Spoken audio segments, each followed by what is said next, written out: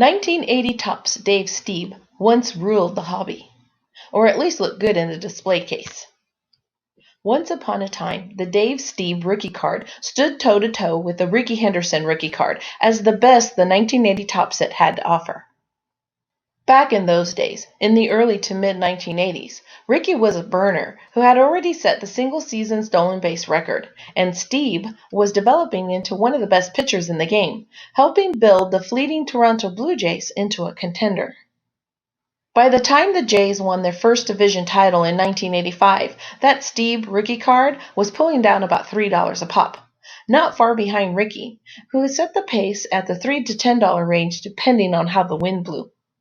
And while it's hard to beat that first Rickey card in terms of color and pop and overall aesthetics, the Stieb rookie is a calm, cool elegance that always made it stand out in any dealer's case. You get the feeling, too, that the exhibition stadium crowd, basking in the afternoon sunshine in the background, are rubbing elbows, adjusting caps, and building the electricity of anticipation for about what's to unfold over the next decade. And it would indeed be an exciting decade. By the end of the 1980s, the Jays would own 2 American League East Division crowns. They would have their very first league MVP, George Bell, in 1987, and they would have a shiny new stadium, the Sky Dome. Oh, and they still had a rotation ace who stacked up among the best pitchers in the game over the course of the 1980s. Depending on how you looked at it, in fact, Stieb was the absolute best during those 10 years. Jack Morris, of course, is well celebrated as the pitcher with the most wins during the Big Hair decade, notching 162. Stieb? He landed in second place, with more than a season's worth of W's behind, at 140. But if you take team performance out of the mix, or try to, with a more modern stat like WAR, you can see why sabermetricians like Stieb so much.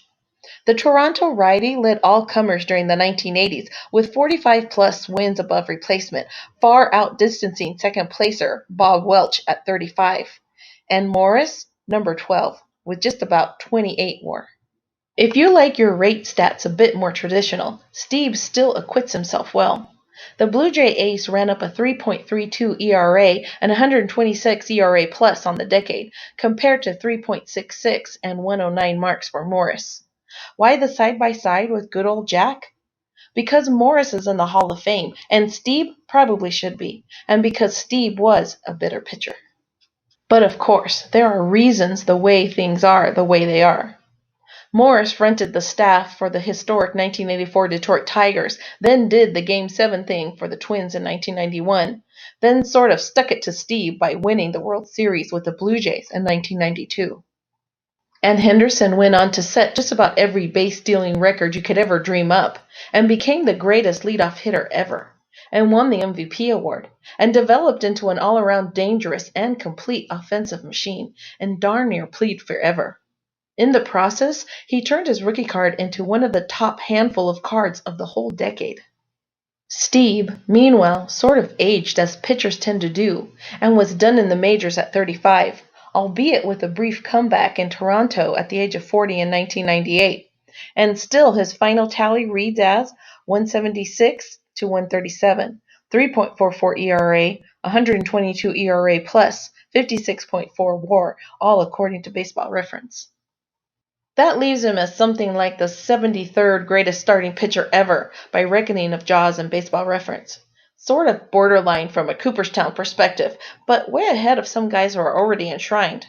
Today, you can still find Stieb rookie card for about $3 in PSA 6 condition or raw. If you step up to a 7 or 8 or 9, you're looking at an outlay of about $10 to $30 across the spectrum. A perfect 10, if you can find one, will set you back somewhere around $200. So was Dave Stieb the best pitcher of the 1980s? Maybe. Maybe not.